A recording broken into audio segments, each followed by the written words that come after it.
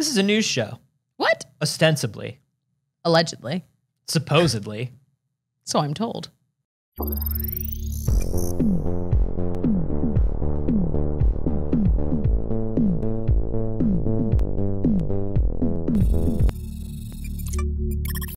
Hello, good morning. Oh, good morning, BBs. It's too early. It sure is. Welcome to the first, best, and only morning show in existence. I'm Anthony Carboni. And I'm Saige Ryan. What does your shirt say? Is that on your shirt? Yeah. It says empathy is cool, actually. It's from Catawampus, which is the store for Film Joy. You know, movies with Mikey and Deep Dive and that channel. That's a good shirt. Yeah, they have some good stuff there. To Anthony with yet another great shirt. Listen, if you're going to buy a shirt, here's the thing that I don't understand with most people. Okay. If you're going to buy a shirt, why not make it a great shirt? Every shirt you buy should be a banger. So you think that there are people out here that are like, I know this shirt is mid, but I'm still buying it. Yeah, I think a lot of people go to the store and they're just like, I just need some new shirts. Yeah. I just need to get some new shirts. Or they don't think much about it. They're like, well, what's the best shirt that I see right now at the store? Yeah. You know what I mean? Hey, the Goodwill consistently has some weird fucking shirts in their t-shirt section. Ooh. I've never been to a Goodwill and not picked up at least one shirt that was just like, this is unhinged. There's nothing I love more than like an old shirt from like a team building company exercise. Yeah. Or a summer camp you've never heard of. Yeah. Or, you know, something along those lines. I love it. Like, that's how, I mean, you know how everybody now wears like Dare and Thrasher shirts? Yeah. Like, that's how that all started, is everybody like would go to the Goodwill and pick up like an old Dare shirt because they were like, haha, drugs. Drugs. And now it's like Dare and Thrasher make like tons and tons of money off of that stuff. It's always been very funny because like I have a Dare t-shirt that I love and I've like had it, I mean, since I was probably 20, maybe younger. So at least 6 months. Yeah. But I was like, heh, I wear it ironically because drugs. Never done a drug in my life. Technically not wearing it ironically. I do mean it ironically. The DARE program is bullshit. But still fun. Yeah. Still fun. Like the DARE program is bullshit. So like, haha. But also, I technically did dare to resist drugs. Not violence though. My two favorite shirts that I ever owned they're both gone now. They both like were lost or disintegrated in a move. Number one, my Blue Barracuda shirt from Legends of the Hidden Temple when I was actually on that show. Never forget, Anthony was on Legends of the Hidden Temple as a child. What's up? Grand prize winner, no big deal. So, but they gave it to you like in a large. Like if you watch the show, I'm just like the littlest guy in the biggest shirt, and that shirt fit me forever. And then the other one was an amazing shirt that I got when I was 6 years old at my temple, at my synagogue.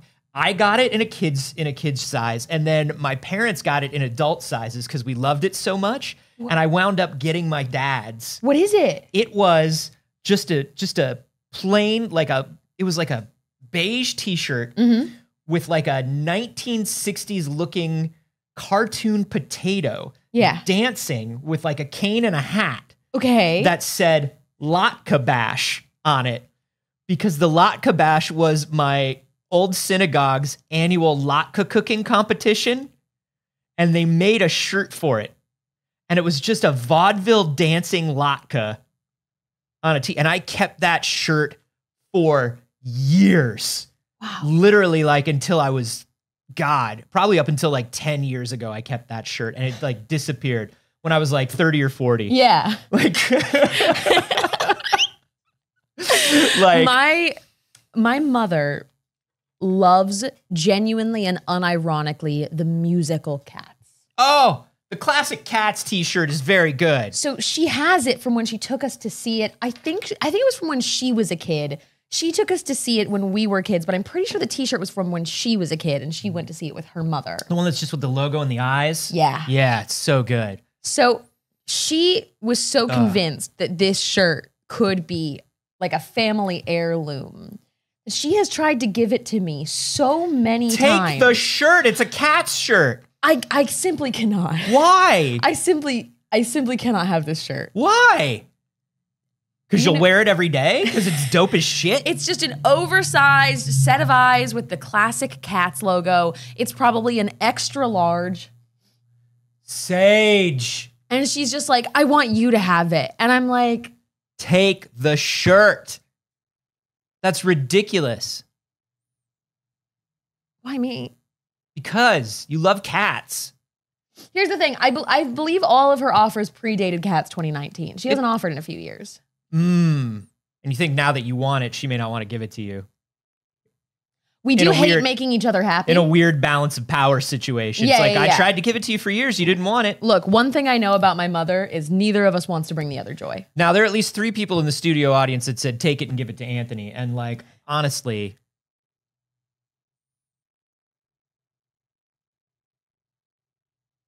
Everyone, what's your favorite shirt? Tell me your favorite shirt. Yes, Anthony.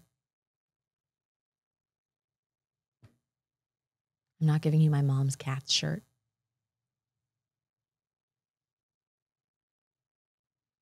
Fuck! Come on!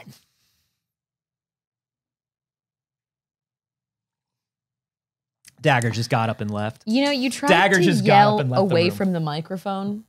Yeah. Which was very considerate of you to the BBs. Mm-hmm. You know what was there? What? My ear. Yeah. Look. My anger, I get to express that however I want. That's my boundary. Not true. That's my boundary. That's not how it works. That's my Jonah Hill boundary. My other favorite, one of my favorite t-shirts is from Shirts.cool and it says, give me your mom's credit card. Yeah, that's a good one. I'm a big fan of that shirt. It's one of my favorite Shirts.cool shirts has to wear. good shit. Yeah, good shit. That's where I got my pockets all over. My t-shirt that's just covered in pockets. Yeah. It's good shit. Hey, hit us up. I wear my I'm too pretty for this shirt to the office. I love that for you, Chifreakus. I finally got a shirt that I had been on a wait list for. Oh. I had signed up for a notify me when my size is back in stock, and I bought it immediately. Ooh. That says future stepmom in training. That's a good one. That's a good one. Big fan of that shirt. I love it. Flatlander says, my favorite is my failed safe shirt, obviously. Honestly, correct answer. I wear the tie-dye failed safe shirt non-fucking stop. That's a great shirt. It's a really good shirt with the embroidery. Really good. Every time I say I'm going to order one, you tell me that you're going to get me one. Yeah, and then I don't remember. Right. You going to get me one? Hey. If not, you could also get me that cat shirt. Hey, I started. I'm not giving you my mom's cat t-shirt.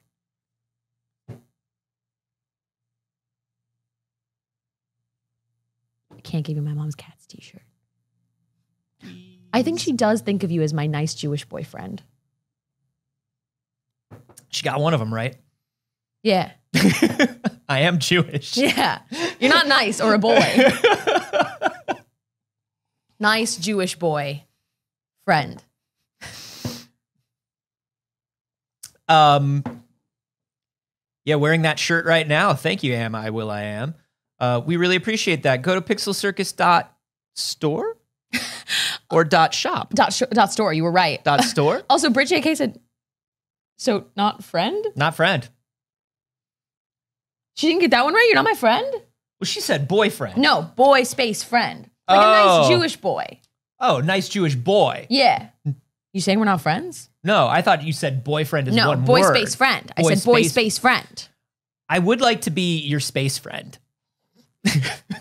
If I could be your space friend, that would be my favorite way to be. If you were like, well, time to check in with my space friend, Anthony, and you were like, beep, boop, boop, boop. Yeah. It was like, yeah. And then there I was, like floating. And I was like, hi, I'm unconcerned with what's going on in the world. Because I'm not on the planet. Because I'm in space. My bone density continues to go down, and it doesn't matter because I'm never coming back. Could be this little guy. Yeah. That could be you. Yeah. You can't tell, but that's a little UFO. A little UFO. Yeah. People say it should be friend boy to avoid confusion. My nice Jewish friend boy. She always had that like, oh, that's the nice Jewish boy. I am Jewish. That's all she got right. I am Jewish. Jelly said, oh, your son's a doctor? Mine's an astronaut, a space boy. Space boy, you're sleepy now. See, I was thinking of the song Space Girl. Yeah. Very good. Anyways, everybody, hello. Happy Wednesday. I hope your day has started well. Britt JK says, someone find me a nice Jewish boy. I like to read that in the voice of J. Jonah Jameson saying, get me pictures of Spider-Man. Someone find me a nice Jewish boy.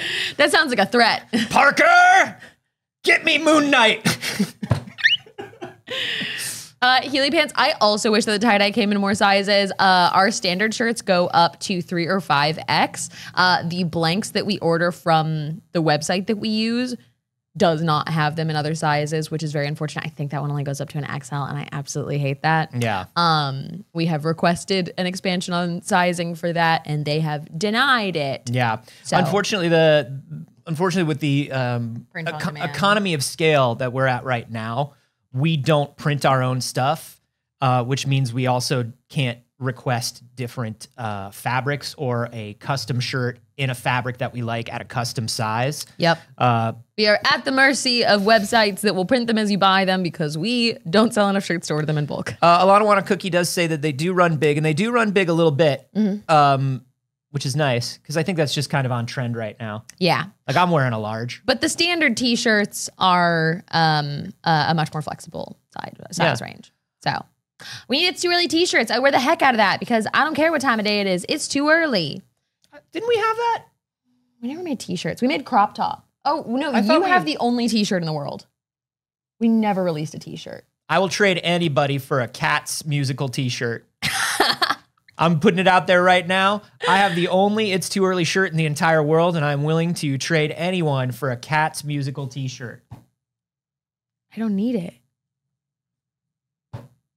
What do you have to offer me? My space friendship. Get to space first, bro. God, I'd love to. I'd fucking love to. I would too. I might make that Lot Kabash shirt. I might recreate it. Do it. It had that, you know, a 60s or 70s food menu like clip art? Yeah. Like a Pea Soup Anderson style clip art? Yeah. You got to picture the dancing potato in that sort of style, that mid-century style. That late 50s, early 60s menu style. God. Everyone also tell me your favorite or most memorable shirt of your childhood. What shirt do you remember when you picture yourself like dressed as a kid? What's a weird shirt that you got put in? I always owned at least one just red and white striped shirt. Bless Waldo you. style?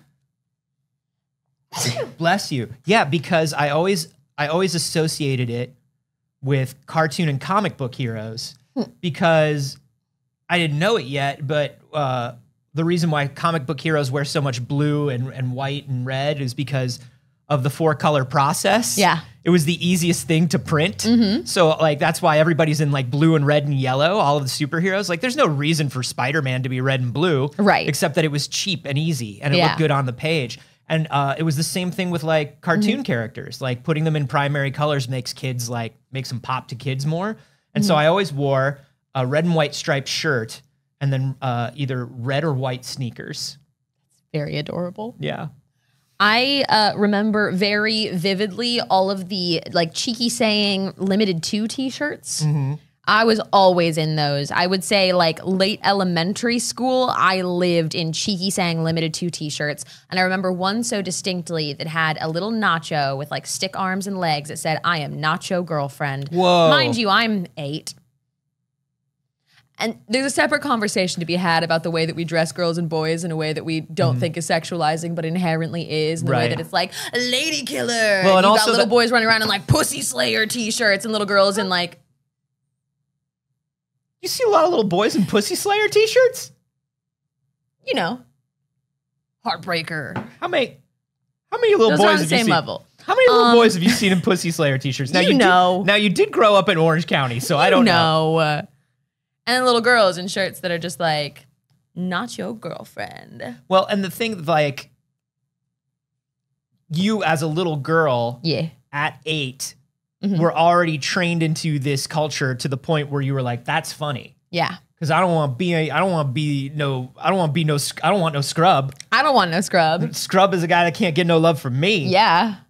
little Saige said. Yeah. 8-year-old Saige. 8-year-old Saige. And it's like, you shouldn't even care. You should be out. You should be like out in the woods looking for frogs. I will say 8-year-old Saige was really into TLC. Sure. Who wasn't? Everybody was really into TLC. Yeah. Rest in peace.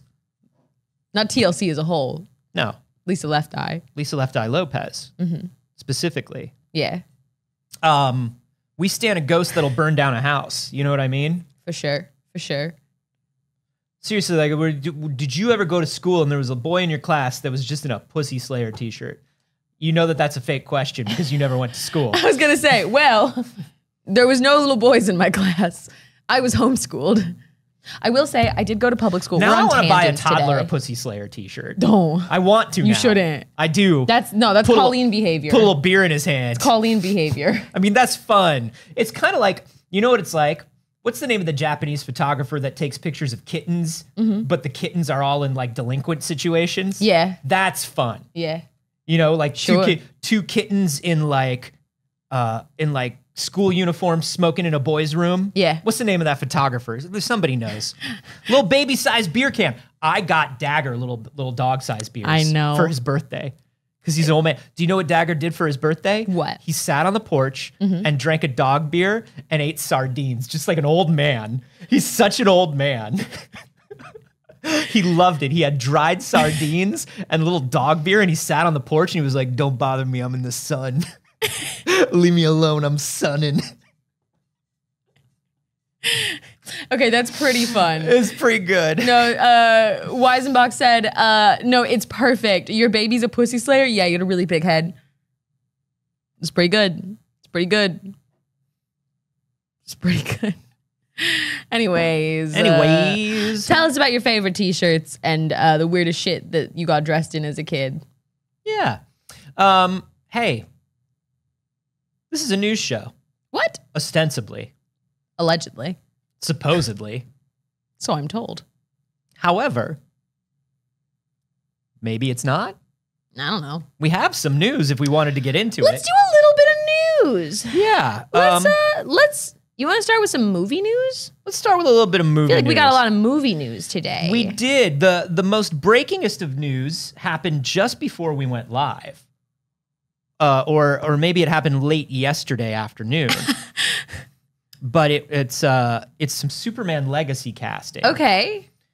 People are... Okay. I'm our resident Superman fan. Yes, he is. I have been holding out. I've been guardedly optimistic for the new Superman movie. The last few Superman movies did not do the character justice, in my opinion. So I've been waiting for this new Superman movie, and I'm going to say it. I'm just going to go ahead and say it. The fact that we expect everything to be an incredibly vast and shared universe from go is now a huge problem. Yeah, it's not conducive to continuing to make good content. No, the thing that made Marvel work that people forget is at the time they did this slowly.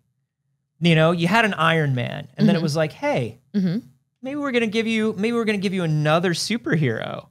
Maybe. And then maybe one day they'll meet. Like, who knows? Who knows? I don't know. And they did it slowly and they tested the waters. And now everybody wants to jump in at 10,000 miles an hour. And we have some Superman Legacy casting. We have Nathan Fillion, Isabella Merced, and Edie Gathegi being added to the cast. Individually, zero problems. Okay. Individually, I like all those actors. The problem is Nathan Fillion will be playing Guy Gardner, the Green Lantern. Okay. Isabella Merced will be playing Hawk Girl. Okay. And Edie Gathegi will be playing Mr. Terrific. Now, once again, individually, I like all those characters. Guy Gardner, if you were doing a Green Lantern series, Guy Gardner as like the asshole Guy Gardner played by Nathan Fillion is perfect. That's a mature Guy Gardner. It's a very mature Guy Gardner. It's a mature Guy Gardner. Guy Gardner, I don't think is depicted as being like 55, but you know. I'm like, I don't want to age shame Nathan Fillion. Not at all. But that's a mature superhero. Feels to me, here's what I'm telling you. Here's what it feels like to me. Nathan Fillion, I think, is James Gunn's guy who's his friend that is like, it's the goof now. The goof is I bring in Nathan Fillion to play somebody and that person dies or is only in a scene or he's in a full-on suit so you can't even tell it's Nathan Fillion. It's like a fun treat. Guy Gardner being in there as like a fun treat, it even feels weird to me because the DC universe in the comics and throughout every other type of media has always been like superheroes start with Superman. Before Superman, nobody did this in the DC universe, right? And sure, the Green Lanterns are out in space. They're doing their thing, whatever. But it feels to me like if you're going to start this universe and you're going to kick it off with a bang and you're going to show everybody that you're not going to make the mistakes of the previous DC universe. Yeah. Give us a movie that's just about Superman that's done really well. I can completely agree with that. I absolutely am with you on that. And even I say, again, as somebody who's not the biggest Superman fan, I think that it makes sense to really, if you're kicking something off for a new story of what is the original superhero, Superman, that makes sense. I also want to acknowledge about his, you know, his silly little goofy guy, Nathan Fillion, has been accused of sexual harassment by multiple women he's worked with, and in 2022 was still defending Joss Whedon. Yeah, listen, you never know. So, I'll say this, aside from that stuff, which is all on record, you hear things and you don't know whether they're true or not, but there's a lot of stuff floating around about Nathan Fillion. Yeah. Is it true or not? I don't know. I mean, the stuff that's out there, like I'm saying, that's documented. Yeah, this stuff. You're talking about additional rumors that you had heard. Additional stuff. Aside from that, there's always something floating around about Nathan Fillion. Yeah. And look, when you get accused by multiple women and have to leave the show that you are leading in it, it is pretty reasonable to believe that the man is guilty. Just saying, he left his own show because multiple women were publicly outing him for sexual harassment. Yeah. So, you know, and if just James Gunn's little pal, his goofy little guy that he just loves to bring in on a project as like a fun little goof. Fun little goof. You know what I was thinking of? The analogy to me is when Sam Raimi puts Bruce Campbell in movies. Yeah, sure. Except Bruce Campbell, we've never heard any of that stuff about. The difference, and I don't know Bruce Campbell personally, so I'm not going to vouch, but the difference is we don't know he's a predator. So, I mean, and like we're saying, aside from all that, like it doesn't even seem to make sense as a way to kick off your universe. We don't need all that. We don't need all that. Give me a good Superman story. I get when you bring in another hero to introduce someone who is more niche from the comics. You put him at the end, or you put him in, maybe like you put him in there as their secret identity, right? Yep. Like maybe he's in there, but he's not Mr. Terrific yet. Mr. Terrific is one of the most brilliant scientists in the DC universe. He's equivalent to like Reed Richards from the Fantastic Four. He could just be in there working for Star Labs or something. And I love stuff like that. That's fun. I love that kind of stuff. I love that. Hey, you don't have to know this. It's fun if you do. It might kick off a spinoff. I love that kind of shit. Or we're giving a movie to a lesser known character and we're going to have a cameo from a famous superhero so that they help kind of lift it off the ground. All those things are great. Guys, it's a Superman movie. We don't need the Green Lantern. Just make me can I just please have a nice Superman movie?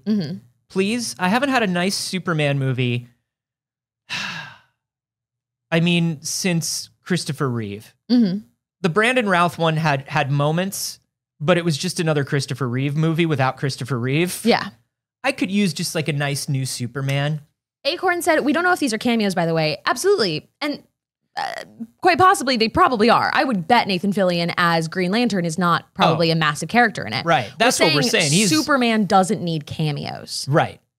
Doesn't need cameos. If they're in there, if we meet them briefly, you know what one thing Man of Steel did that was actually really clever? I don't know one thing that Man of Steel did that was actually really clever.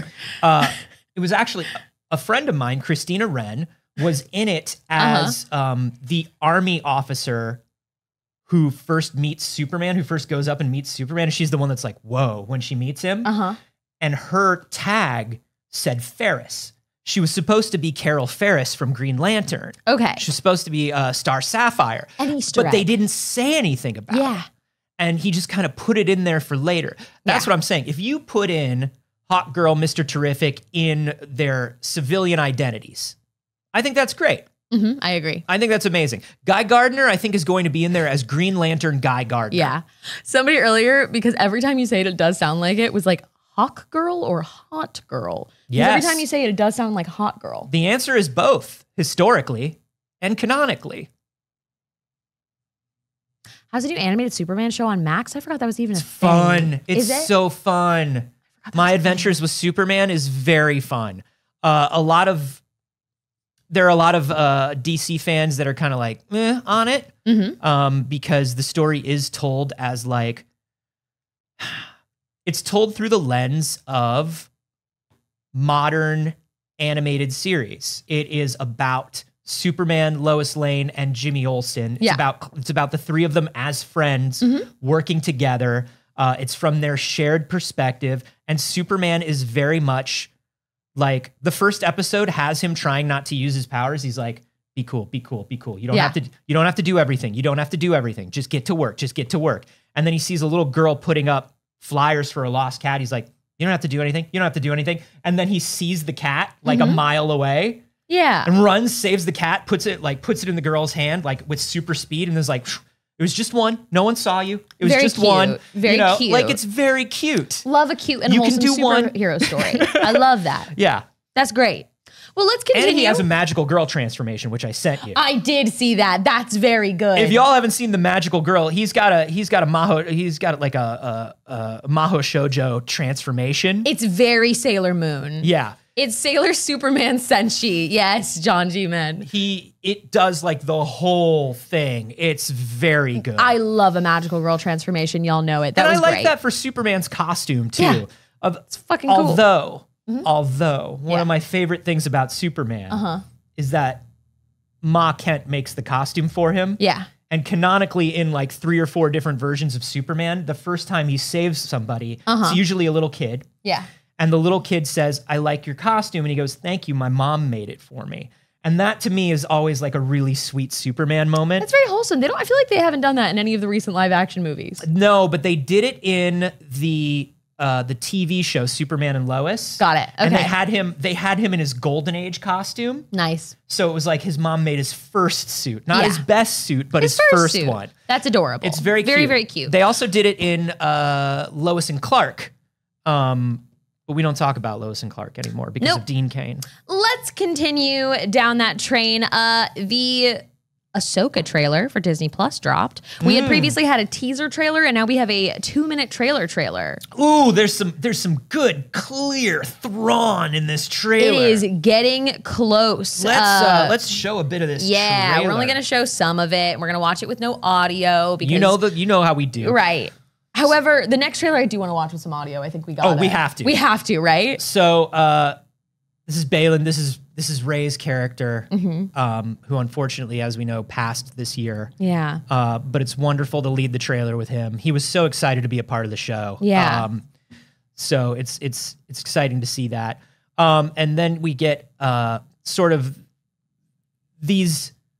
Not Jedi. There's Diana. I'm just so excited for everybody who's in this show. This is a really lovely and exciting trailer. If you knew how excited all of these people behind the scenes were to be a part of this and to be doing this, you would be even more excited. Here they're setting up sort of like the conflict between our 3 heroes here, Ahsoka, Sabine, and Hera. Apparently, Ahsoka kind of left both of them to go do her thing, when she was out searching for Anakin and searching for stuff. Yeah. Now, something that's very interesting is she calls Ahsoka Master. Now, we've never known Sabine to be force sensitive. She, of course, practiced with the Darksaber. Yeah. There were a couple times in the Rebels series where she seemed to kind of like know where Ezra was. Yeah. Or know what was going on with Ezra, sort of like. So they might be in a Luke following and those Leia way. implications, right? But I wouldn't be surprised if this was a misdirect. Yeah. There's Thrawn! I would not be surprised. See, you have no... I think this might be a misdirect because that saber is clearly Ezra's saber. Right? They're searching for Ezra. Yeah. She may be able... I mean, David Tennant back as Huyang. Sorry, we just keep getting distracted by the trailer happening. Yeah, we should probably not watch the whole thing consecutively, and we just did, but oh well. Sorry for this getting hit on YouTube. I mean, it's just about this one moment where I think it's a misdirection. Yeah. I think Ahsoka probably did sort of train Sabine a little bit. Yes. You know, to fight or things like that, not necessarily as a Jedi. Yeah, I don't think Master has to mean Jedi Master. And I think Master is also maybe a dig, you know, because remember, what's Ahsoka's most famous line? I am no Jedi. Yeah. And I think the idea of like, oh, so you left. Oh, didn't you? Master. Oh, cool Jedi Master. You leave the Jedi. You leave me. You leave everybody. Which maybe is very Ahsoka. I just have to say, as somebody who grew up on Star Wars and clung for dear life to Princess Leia as a hero as a child, to have a show in the Star Wars universe with this many women in it, I could genuinely cry thinking about it. I thought my heart was going to explode watching this. Yeah. To watch so many cool, badass women, it is like genuinely overwhelming.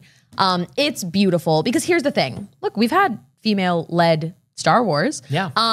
But we certainly know the original trilogy doesn't pass the Bechdel test. No. And I'm going to say it. I don't think the sequels do either. I don't think Rey's going to pass. I don't think Rey would pass the Bechdel test. I love Rey. Yeah. I love the sequels. I don't think they pass. Because here's the thing, it's always, and this is the way that we tell a lot of women in sci-fi and fantasy, it is always she's here because she's the special girl amongst the boys. Yeah. And that's like this thing that we have set up in like all of fantasy and sci-fi. It is the one woman and she can keep up with the boys and she's the most special. Yeah. And that is the case for Star Wars. It is the case for every franchise that I grew up on and loved. And to see multiple women shouldn't be as big of a deal and is.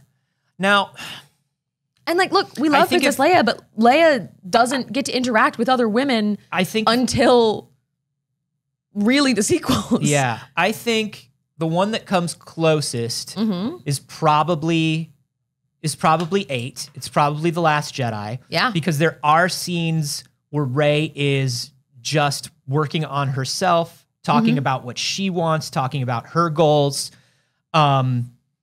But it's not great. It's like the ratio to this is not where I want it to be, and this show is so special for that. That's the thing. Blanket Fort brought it up. Is I'm trying to think of a scene in The Last Jedi where Rey, because Rey is off on her own for most of the movie, where two women speak to each other. Yeah. And that's not enough. A woman being out on her own and not having anyone to speak to is not it. The idea is seeing bonds between women that are not forged around or based on men. Maybe that's what the Bechdel test is for. Maybe Holdo with the crew, but that's not enough because those characters aren't really named. And at the end of the day, if you have to search for it, it's fine. And it's not shade to anything. It's not shade to anything. These are my favorite movies in the fucking world. Yeah. It is. I am just simply so excited to see women being strong and powerful and they're not the special girl. Yeah, and I love that. And I also love that this is a connection of multiple disparate threads in Star Wars continuity that are being brought forward. Yeah. One of the things that that I spoke to Dave Filoni about at Celebration was these are characters that they've been working on for 20 years. You know, these characters are now as old as the original trilogy characters were when they started these new characters, right? So, and for the longest time, they've been in animated stuff for kids, quote unquote, for kids. Right. They've been in comic books. They've been in cartoons. They've been in novelizations. They've been on stuff that's big, no doubt. Like it's popular stuff. Star Wars novels hit the New York Times bestseller list.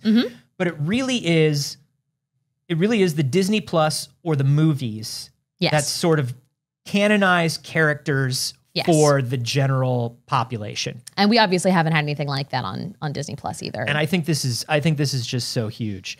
I'm so excited. It looks so good. I think if there's anything, and this is me saying this as a fan, as somebody who's I'm gonna love this. If anything is going to make this show not pop for people, it's going to be that connection to all of these years of canon that people are not as familiar with. Because, when we were doing this stuff, talking with Kinda Funny, watching like Boba Fett or watching The Mandalorian, there are times when like the average person is like, do I need to know who this is? Do you have to tell me who this is? Yeah. There are too many people in this episode that I didn't know who they were or why I was supposed to care. And so I do worry about that for this show. Valid concern. I don't know. This trailer did not worry me about that though. This trailer looks like, here's what I am always going to say about Star Wars.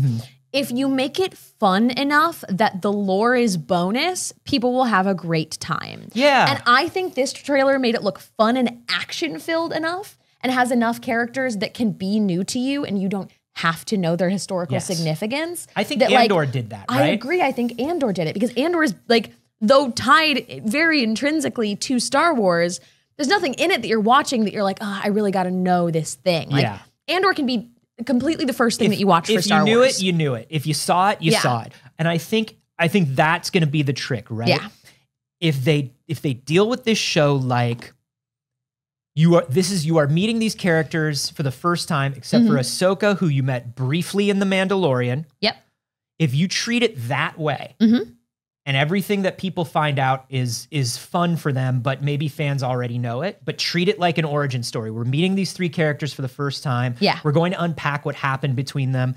And that's the other thing is there've been enough years now, I think it's like a couple years since they all separated at the end of Rebels when this show is out. Yeah. So it's like there's enough time where there can be stuff that even the fans don't know. Yeah. And if you weave that stuff together, you're gonna have a good time. Very good Star Wars. Moonbeam Dreamer, I think, is a perfect example. Said, I've never been interested in Star Wars really, but I saw this trailer last night and was immediately interested and wanted to watch it. All of these characters are great. That's the thing is, Hera Syndulla is one of my favorite Star Wars characters. She's so good. She's so good. I'm so excited for this show. That comes out on August 23rd, which is creeping on up. We got about a month and a half. It's creeping on up until Ahsoka time, and I cannot wait. Now, on the flip side of trailers that came out. On the flip side of trailers that came out yesterday. Oh my stars and garters. Yesterday, we got a trailer for the Willy Wonka and the Chocolate Factory prequel starring Timothée Chalamet, just called Wonka. Now, up until this trailer, I don't think we knew that it was a prequel. And let me tell you something. I knew that it was a prequel. I don't know if I knew that. Timothée Chalamet is a baby. No, but I didn't. I thought they were redoing the story of Charlie and the Chocolate Factory. I knew that it was an origin story of Willy Wonka. Maybe we talked about it and I just forgot. About him like opening the factory. That was something that I knew. Maybe it came up later or something, but it was something I knew before this trailer. But let's take a look at this trailer because you gotta play it. All right. Oh my God, because we. Oops. Eep, oop. Is this real? Because I thought that people were joking. Oh, no. Oh, no. Oh, no. Oh, no. This is... Let me get this up with subtitles. Incredibly real. And here we go. Oh, let me get the sound on for them. See, I'm something of a magician, inventor, and chocolate maker. So quiet up and listen down. Nope, scratch that. Reverse it. I'm sorry, just even right there. That's the worst delivery I've ever heard of a line. Here's the thing. I know people love Timothée Chalamet. I know. He's great in so many things. I know. I love Timothée Chalamet and stuff. And I know that as somebody who is seen as this like often like brooding, you know, weird soft boy, he was like, I'm gonna do something different. I'm gonna be weird. And here's the thing. That line delivery so bad. was like dinner theater. That line delivery was like college play. Yeah. Like strike that, reverse it. You don't have to play Willy Wonka quirky. That's one of the things that Gene Wilder did so well, is he understood that everything about the character was quirky. Yeah, he just played it. So play it straight. Yeah. Understate it. Yeah. Here's the thing. Traditionally viewed hot people, it is very difficult for them to play quirky, funny characters. It's very rare. Mm-hmm. And Timothée Chalamet is a Hollywood hot boy. Fair. A Hollywood hot boy trying to be quirky, and I am uncomfortable. Now, as we go forward here, I'm making chocolate, of course. How do you like it? Dark, white? Why does he open his mouth so much? I'm making chocolate, of course. What's this? What's this? It's like he's trying to mix the Johnny Depp and Gene Wilder. And don't involve the Johnny Depp one into this. Yeah. So the idea is, this is the story of Willy Wonka trying to open his shop in a city filled with bureaucracy. No daydreaming, penalty $3. Stop making quirky faces. You could take that down by 3. And here's the thing. I love, they're saying everything right. I love Paddington. We right? hate Harry Potter. But I love Paddington. I love this cast. I love the idea of like, I love the idea of the casting wild dreamer who's like trying to go up against the bureaucracy, you know? The bureaucracy. The bureaucracy. But this is like, I don't know. Everything else happening in this movie is fine except for the way they wrote Wonka. But here's the other thing. In the book and in the original film, the weird thing is just a little fat shaming. No big deal. Willy Wonka and the Chocolate Factory has always done that. But not good. The difference between the book, the original film, and everything, and this, what's happening here, the wild stuff that happens inside the factory is the stuff of legend. No one believes it. Yeah, the world isn't like that. The world isn't like that. This is set in a world where it's like that, and they just don't like it. But it's where forbidden? Where chocolate can make you fly, and it's like, you better not fly. That's Hugh Jackman as the Oompa Loompa. No, Hugh Grant. I'm sorry, Hugh Grant. Sorry, wrong word. Hugh Grant. Hugh Grant, not Hugh Jackman. That's the Wolverine. That's the height that Wolverine's supposed to be. I just said the wrong name. It's fine. Everybody get over it. Wolverine is supposed to be that small. That's canon. Guys, that is one of the worst trailers I've seen in a long time.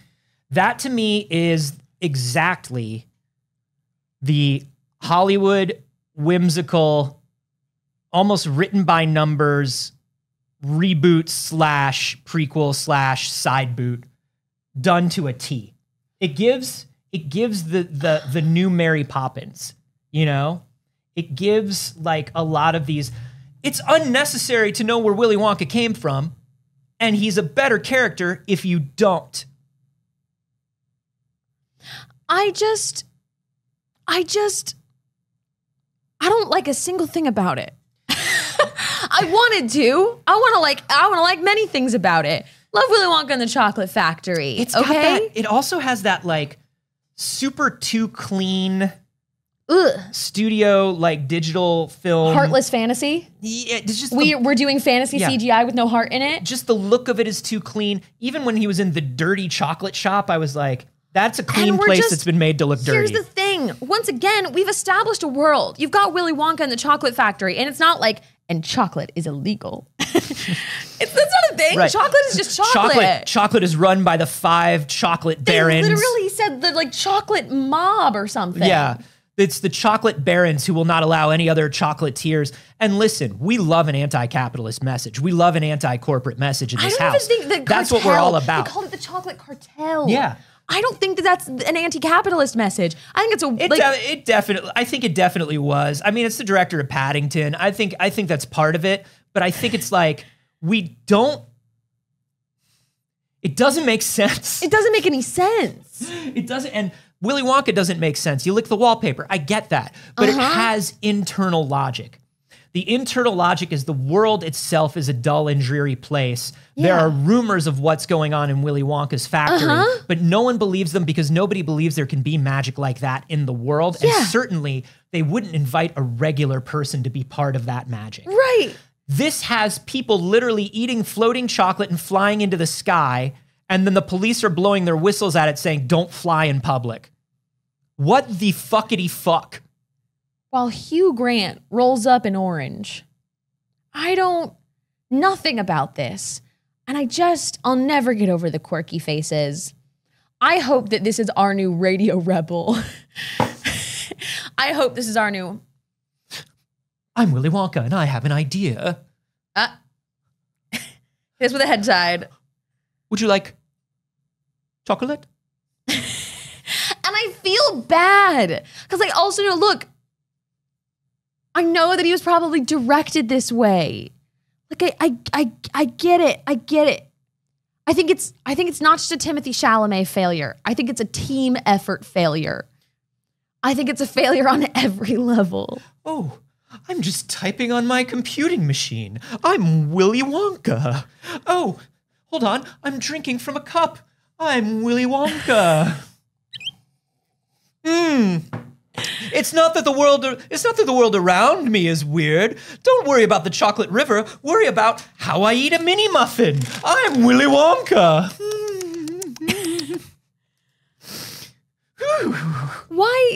Why him? Why Timothée Chalamet? Oh, I'm Willy Wonka. I'm setting my watch. Can we fan cast this? 1, a 2, a 3. Can we fan cast a better young Willy Wonka? I think he absolutely looks the part.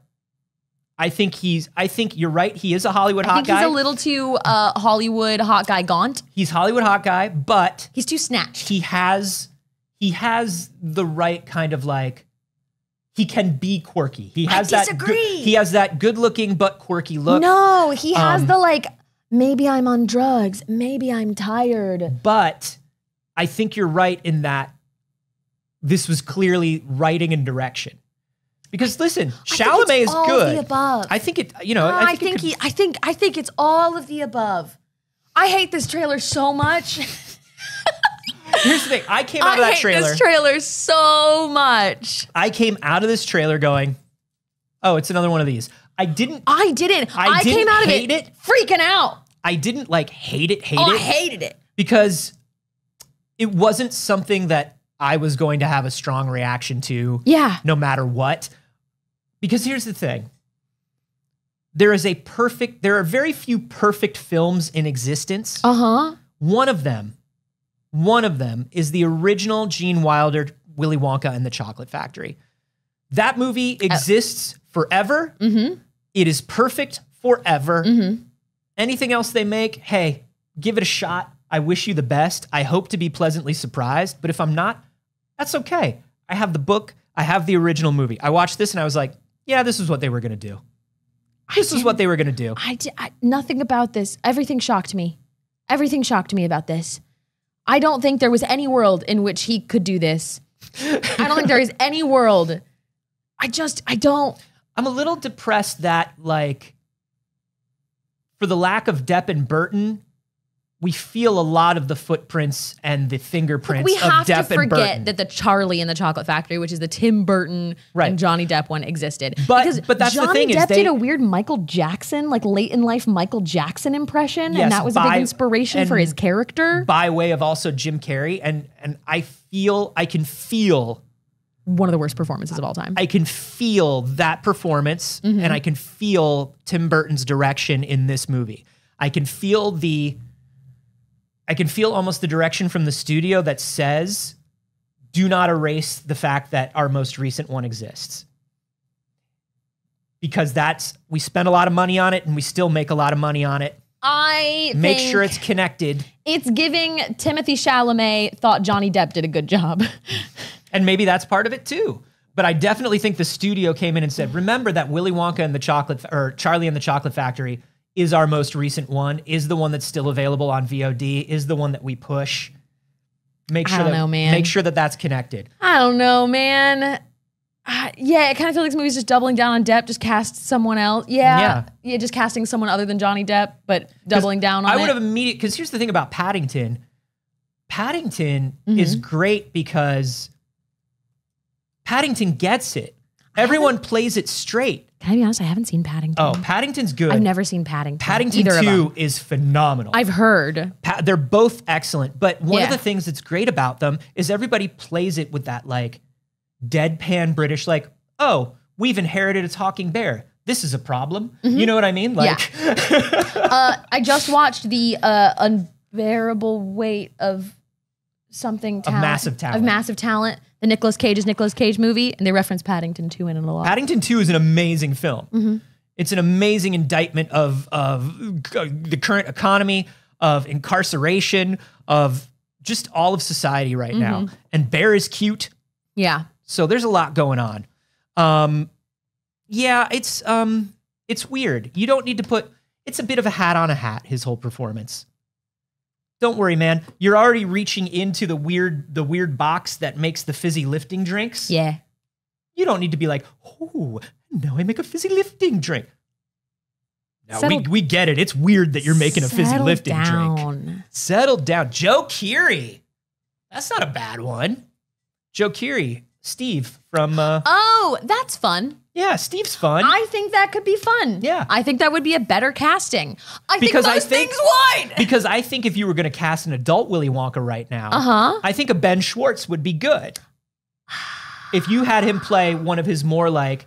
Yeah, he'd have to tone down Ben Schwartz. He turns it... When he does his things where he's Ben Schwartz and stuff. On like on a TV show and he's got to play it like a little down, like 2 notches down. Yeah. And, you know, he does that thing where he's like, and I'm just going to whisper something really weird to you, as a matter of fact, and now I'm over here. Check it out. I think he could do it. I think he could do it. I think he could do it. Joe Keery would have been great. Joe Keery would have been great. I'm looking at people's fan casting. Some Mrs. Reapers said Dylan O'Brien. I had to look it up. It looks like Teen Wolf and Maze Runner. Thomas Brody sang Gabi. I'm sorry, what? That one. Interesting. Thomas Brody Sangler. That's a pretty Sangster. That's a pretty good one. He's good. Interesting. How old is he now? Is he still a little boy? No. No, he's 33 years old, but all the photos are of him as a little boy. Yeah, well, he did a lot as a little boy. No, that makes sense. I get it. It's just very funny. But yeah, the Wonka trailer, not so great. Oh well. Yeah, I'm gonna let it go. Yeah, for like my mental health, I gotta let it go. We gotta let it go. We folks. gotta. Okay, there's a few more things to get to here. Yeah. Can I What up? Well, I want to talk about. We're gonna skip a lot of this. Yeah, we gotta do this one. Okay. We gotta. Yeah, this is huge.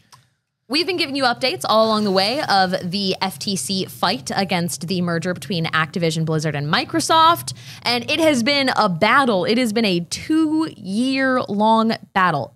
It's not over. But it's looking closer to over than it's ever looked. Microsoft has won in this portion of the FTC fight to continue forward to buy Activision Blizzard. So this was, of course, all of this was about the FTC's preliminary injunction. This was, hey, we want to stop this before it happens. Yes. The court looked at all of the testimony, all of the documents, the proof that was all submitted, and they said, hey, you know, I'm really not seeing a reason to do this. They said that, I think the biggest mistake was that PlayStation, Sony really made this about Call of Duty. And that was distracting from what was really the big deal about this. Yep. But The judge said, hey, they said that they're going to bring Call of Duty to these other platforms. They said they don't care about this stuff. But not only that, they looked over about 1 million submitted documents and found no proof, no communication via email, via any official Microsoft channel, text messages, nothing that said that they had any plans to make Call of Duty an Xbox exclusive. Which isn't actually the problem when we're dealing with large company mergers that can develop monopoly. It isn't really about Call of Duty at the end of the day. And by treating it as just a Call of Duty issue, we've made the problem too small. Because why would like a grand fucking jury give a shit about Call of Duty? Yeah. We removed it from business and we made it, well, what if people on their PlayStations can't play Call of Duty? It should just be looking at market share, player numbers, patterns of mergers and acquisitions within Microsoft, which have been huge. The other thing is, you know, when you talk about the testimony that these people from Microsoft are giving, you know, Satya Nadella, the CEO of Microsoft, says, I have no love for console exclusives. Of course you don't. You own Windows. Yeah. And you have to look at that. It doesn't make any sense that they chose that angle. It's when they say, I don't have any love for console exclusives. Don't worry. I don't want Call of Duty to be a Microsoft exclusive. Of course you don't. You own Windows. You want it on the Windows platform, and you have a huge, huge market share of apps in the mobile market as well. And not to mention, once you buy Activision and King, and that's another thing that people are not talking about enough in this merger, is King. Yeah. King is the hugest mobile games company in the world. Yes. It's very weird because it's like you got into an argument and they're like, well, you just want to only put it on the Xbox. And they're like, oh, I don't want that. And they're like, yes, you do. No, I actually don't. Yes, you do. I don't like console exclusives. I think you they should be out everywhere. No, you do. No, I actually don't. I'm standing by that. This is my only argument. I think that is what you want to do. So I think, you know, and obviously the FTC tried to make a more broad case than this, but it was just something that became a sticking point, particularly I think with Sony. When Sony came in as a major witness and a major plaintiff in this, they really used that because I think they thought this is an example that everyone can get their heads around, because we know that government doesn't really understand as much about tech as we'd like them to. Anywhere near it. And they also kind of understand. Yeah, they also kind of understand more than they're letting on, but they are really, really, really pro corporation right now. So you really have to prove everything. Hattie B said Candy Crush is king. Yeah. Yeah. Yeah. They're also buying Candy Crush. Yeah. Activision King is what they're buying. Activision Blizzard King.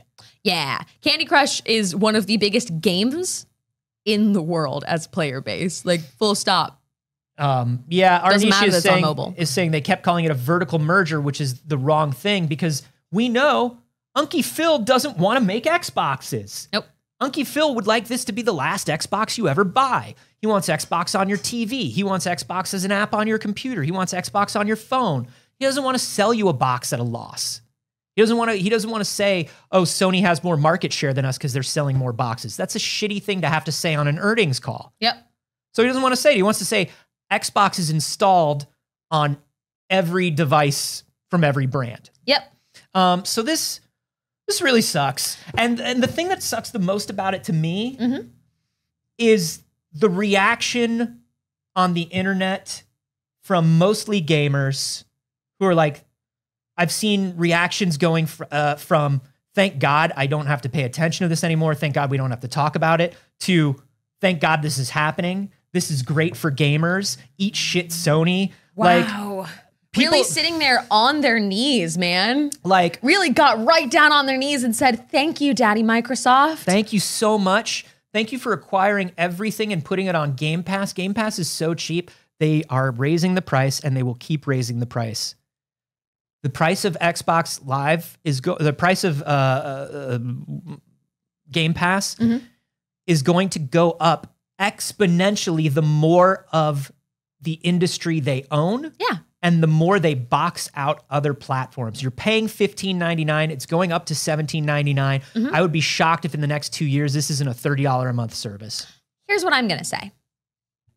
No matter how convenient and helpful a service is or anything to your life, I love my iPhone. It makes my life incredibly easy. I keep buying them. But I'm still not like, oh, thank God Apple got more market share. I'm so glad that Apple's doing so good in business. I just love it. I'm so happy when they make more money. No, if somebody makes a better product that does more for me, I will buy it. Even if they don't, I will keep buying them without simping for the big corporation. Yeah. I will still be like, man, that still sucks. I don't even understand. That's still a big scary company and I don't like it. I don't even understand like people who own a certain number of shares of stocks being this excited. Because obviously Activision stock skyrocketed after this decision. Which, hey, we need to look into how many people within the government that are connected even tangentially to this outcome have Own stock stock in Activision because it's legal for them to do so. Yeah, it is. So even though this stock went up, even if I owned Activision stock right now, I'd be like, shit, this is bad for the world. And I'd probably sell my stock and make my money and be like, shit, this is fucked. I just can't imagine. I mean, like, I can picture exactly the gamer dudes who are like this, and absolutely every one of them fucking loves Elon Musk. Yeah. Yeah. It's like your 3 shares of stock or whatever you have. Yeah. You know, like if you buy 3 shares of like $1,000 stock, like, yeah, you could make a little money and that would be some pretty life-changing money for you. But like, it's nothing compared to what they're making and what they're doing and the money that you will lose in the long term. Yeah.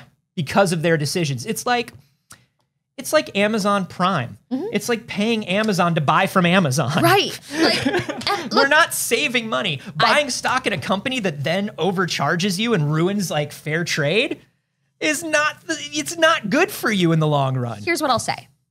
As your local downright commie, I'm not going to shame individuals for participating in the stock market if you are just a person, a working class surviving person. No. That is a capitalist survival skill. I've got a 401k. And I have no fucking shade for you because for investing I don't want to live in it. a box when I'm old. If you know?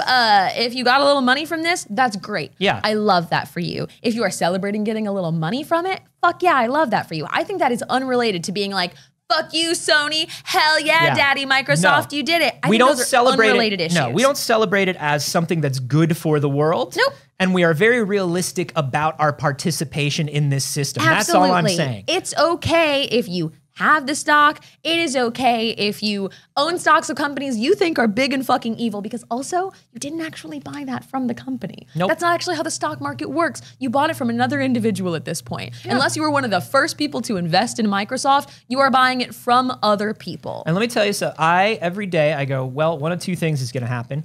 My 401k is going to go up, or the world is going to get better. Yep. So that's a win-win. Win-win, baby. I'd like the bigger win of the world getting better. Sure. But you know, that's just it. I just wanted to say there's no shade to surviving. No. There's no shade whatsoever to surviving. There is shade to being like, to treating companies like gods. Yeah. Don't worship companies. Ooh, we do not simp for corporations. We do not simp for corporations in this house. Is that where we move on from those stuff in here? Yeah, I just want to say, since we talked about that, I do want to real quickly just say, speaking of the gaming industry and what's going on, congratulations to Sega of America and Aegis for unionizing. Yeah. Sega of America employees won their negotiation. We love to see it. They won their union election 91-26. It's now the largest multi-department union of organized workers in the entire gaming industry. Congratulations to Aegis. That's so huge, and it's going to be so good, not just for Sega employees, but for other employees in the gaming industry that can now point to Sega, point to Raven, point to these other studios that are unionizing and saying, they're doing it, we should be able to do it too. Yep, we love unions in this house. Woo! Let's talk about something I don't love. Okay. It's not me, is it? No, I love you very much. Then why won't you give me Say it back. Well, I love you too. Okay. But if you do love me, why won't you give me that cat shirt? Anthony, I cannot give you my mother's cat's t-shirt. She's had it since she was a little girl.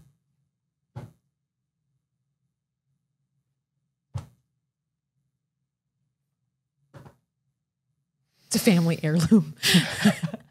You wouldn't accept it.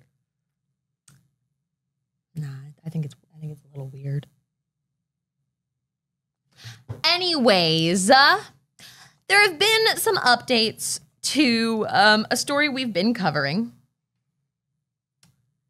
You may have heard about Colleen Ballinger in the last 2 weeks. Sorry, let me grab my ukulele. I think that'll... Yeah, right? That's right. Toot toot, Oh, babies. Lord! All aboard. Just when you think there couldn't possibly be any more, this story has to have been put to death at this point. It has to be done. So if you are unfamiliar, if you missed our coverage, or if you don't know, Colleen Ballinger is a YouTuber who goes by, she has a character named Miranda Sings, very popular. Turns out she was grooming fans and has a history of just racist and insensitive depictions of characters. Our last update was that evidence was released of her sending like adult content to these minors that she was in group chats with. It wasn't just she was sending inappropriate things, she was saying inappropriate things. She was also sending pornography to these kids and making fun of it. Pornography of her friend and podcast co-host, Trisha Paytas, and doing so to make fun of Trisha Paytas' body. Now, her apology, of course, was sung via ukulele because just no self-awareness whatsoever. And it was, it was, look at me, I'm such a victim, ukulele. She did not apologize or take accountability for it. However, somebody did make a really fun edit of her apology on TikTok now that just says, the only thing I ever groomed was children. Is that in here? Do we want to show a little of it? No, I didn't put it in here. Okay. I can. But I do want to show another TikTok because Victor Necrofunk was just like, oh, and there's videos of her doing blackface. Now, I will say the video of her doing blackface was debunked. We talked about it. She was being Elphaba from Wicked. Elphaba. Elphaba from Wicked, and then went into another song, which was it Dumb and Insensitive? It was Single Yes. Ladies by Beyonce with the following song. Was it dumb and insensitive? Absolutely. 100%. But it wasn't blackface. It was her still having green face paint on from being Elphaba doing Defying Gravity. But don't worry, because there's plenty of racism in that place. Will you play that video? Yeah. We can even skip around in it a little bit, but Colleen Ballinger is equal opportunity, fucked up and offensive, and has been racist to all people. We covered this one. This was her cover of Gangnam Style. Deeply offensive. This is like a big black woman. Woof. What she do is sing it really loud with really lots of vibrato. woof. And then they just pencil it on. I'm not going. There's so much. There's so much of it. This part. Oh my Lord. That's okay. That's Oh, you had to use a dark beam. That is the most horrifically offensive bullshit I've seen a YouTuber do in a hot minute. And remember, a lot of times you'll hear the excuse, well, I was playing a character that's a bad person. It's like, well, hey, why is everything about that bad person racist? Why? And are you saying anything about racism, or are you just using them as a mask to make racist jokes? Additionally, many of these clips predate Miranda Sings. Woof. So those are just funny little sketches she did before Miranda Sings, So mind cool. you. So I do want to be clear that it can't even be blamed on this like racist alter ego. And also, hey, white people don't get to be like, she's racist. Isn't it funny? No. My character is racist. Look at that. We don't get to do that. No. Hey, lean in. We don't get to, you and me? You know who I'm talking to. We don't do that shit. Yeah. And I think there are a lot of people that see things, you know, we've talked about this before, like something like South Park or something like Steve Carell in The Office or something like that. And once again, what we're saying is the joke can't just be racism. What are you trying to say about racism? Mm-hmm. What is your statement, and how are you trying to portray the character that is racist? Mm-hmm. What are you saying about the character that is racist? If all you're saying is it's funny because this person is racist, no, Also, that's you saying racist jokes are funny. If written by white people, you can't have commentary. Sorry, fuck you, shut up. But beyond that, just white people don't get to make commentary on racism. You don't. Like, we don't. Yeah. Anyways, the big update to this started with a YouTube strike. It started with a copyright claim. Yeah, because everybody has been talking about this ukulele apology. Naturally. It is one of the most buck wild things that has ever happened. It is such a cringeworthy apology. Uh-huh. It's like a character apologizing in a show. You know what I mean? Like it's that bad. So obviously everybody has been making content about this. Of course. And one of the biggest commentary channels on YouTube, H3H3, talked about it on their show and wound up getting a copyright claim. And their episode, they went, what did we get a copyright claim for? It turns out Colleen Ballinger has registered the song Toxic Gossip Train, her apology song. She has registered it with ASCAP and all of the songwriting, put it out as a published song on Apple Music. And I would imagine it's on Spotify too. I think it's just on Apple Music right now. This has was been taken down from Apple Music now? I think it got taken down. This podcast, this H3 episode was Ethan talking to the victims who were underage at the time, having a serious conversation with them, showed a clip of the apology, talked about it. Hey, baby, YouTube, booby, that's fair use. And that did work as fair use. And so what Colleen did was register the song. And so now she can DMCA and copyright strike people for using copywritten music on YouTube, which is the sneakiest, snakiest thing to do. But here's the question, Saige. Yes, Anthony. The big question. You registering the song as yours so you can take down these things it's a snake move, but it's kind of clever in a horrible way. It is on Spotify. But I don't publishing the song on different platforms, that means you're not just using it as your legal loophole to stop people from bad-mouthing you. It means you want to make money off this song, and you think you can. You think there's money to be made off of what is supposed to be your heartfelt apology, which was really just you telling everybody that they're being mean to you. Yep. What the absolute fuck? No, I considered, did she need to publish it somewhere in order to get the copyright approved? There's lots of songs that are copywritten and not available on streaming services. So I don't see anything by that. The video itself, she also put it up for $2.99. Yeah, the video itself, if the song's lyrics and music are registered, the video itself serves as a performance and recording of the song. You guys, this is just thought maybe another revenue stream. I can't imagine how in any part of her brain she thought that was a good idea. However, we do have another video for you all. We did get another update. Unfortunately, I can't imagine how stressful this has been for Colleen's PR team. Again, it seems like she is really just fucking stepping off and doing whatever she wants. So we're going to see how Colleen's PR team responded to this kind of next step in her controversy. Yeah, we've got a clip that we can We'll be right for back. you.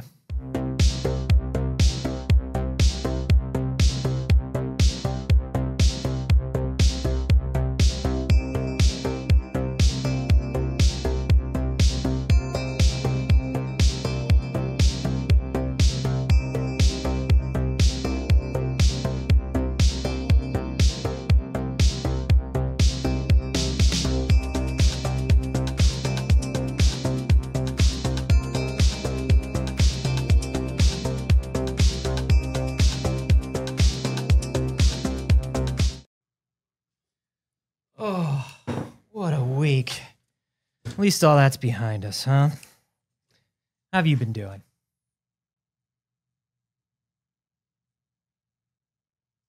What do you... No. No, what do you mean? No. We canceled the tour. Mm-hmm. We told her not to say anything else. Yeah, have you listened to the H3 podcast? No, I do mean to watch that because I do know that the kids are on the podcast, so. But that's okay, right? Like, they're gonna talk and we just have to let it happen and we'll let it go. She DMCA'd H3. How? How did she do that? How would she be able to do that? She copyrighted the song. She filed a DMCA strike. She did a copyright claim on the song. Oh wow. Okay. Yo, that's not great. That's not great. We should probably tell her to release those claims. Copywriting the song, look, it's not the way I would have gone, but legally I guess I understand. It's not a dumb move. It's on Apple Music. The fuck would it be doing on Apple Music? I don't know. She's selling it for $2.99. I didn't even know she knew how to file these things.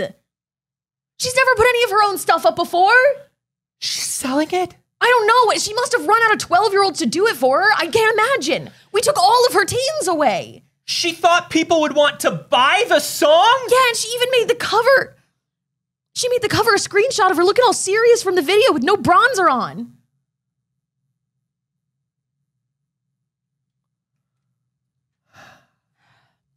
It was it's $2.99. I can't do you know that Gerald, my husky, has had a very bad health week. When I'm stressed, Gerald is stressed. And that leads to Gerald having tummy issues. It also leads to Gerald acting out in ways that I really think have to be gotten under control. I don't think tummy issues are an excuse for anything that Gerald has done. I told you if you wear anything that's fuzzy, Gerald is just getting... That's not the point right now. Colleen did this herself. I thought maybe we were some of the trolls, right? It would be hilarious if the trolls put it up on Apple Music. They made it look like Colleen did it, but it was on her official account. I don't even know how she got the password. I thought we took all the computers away from her after she posted that video. I thought we took all of her computers away. I looked for every computer. Do you think that she went to one of those, like, I don't know, after-school math programs? She doesn't know. She doesn't understand math. She would never go there. She knows where kids are. And the kids got computers. It's true. I have seen her walk up to a kid and go, "Do you have any games on your phone?" She loves to do that. She loves to do that. That is, and which by the way, we got to stop her from doing that too. Yeah, we should probably... I think that kind of got slid down the ladder. I would say a library, but there's too many poor people there. She would never. No. She thinks books are dirty. Did you, did you by chance also see, all the really racist stuff?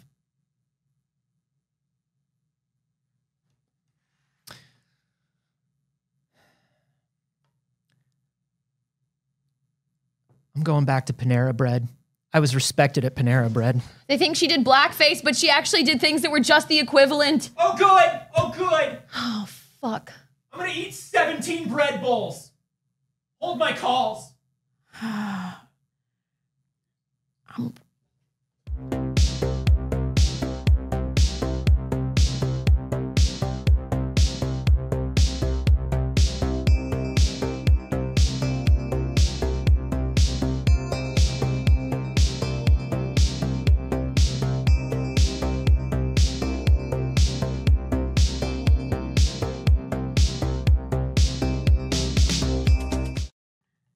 It looks like they are having another rough week.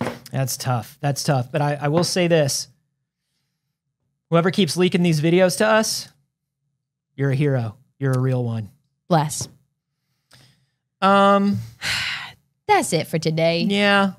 That's it for today. Oh, What? But I do want to leave. I want to leave you BBs with a little up, and just something real quick. Hey, you remember when? Do you remember when they released the bear trailer for Baldur's Gate? Oh yeah, the druid turns into a bear, and then the player has sex with the bear. Baldur's Gate has climbed up to the number 5 spot on Steam since the release of the bear sex scene. Wow. Capitalism works. Give the people what they want.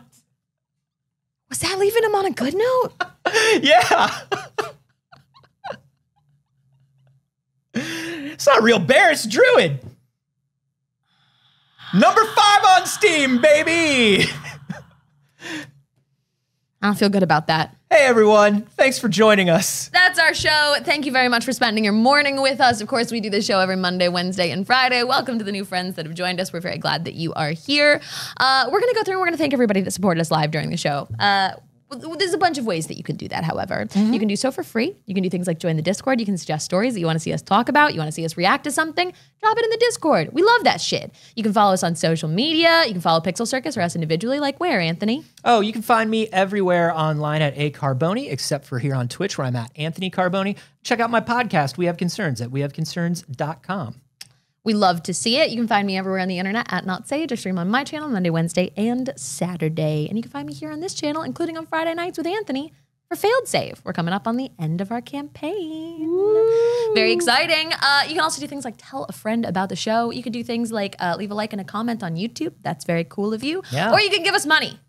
Yeah, and we do love that. That bar right there, that goes directly to your hosts. That's the money for us. You can also support us on Patreon and get a bonus clip from the show every week. Your subscriptions and your Patreon subs go to keeping the channel and the network running, and your donations right there go directly to us eating. That's right. Thank you, everyone. It's very cool of you, and we appreciate you very much.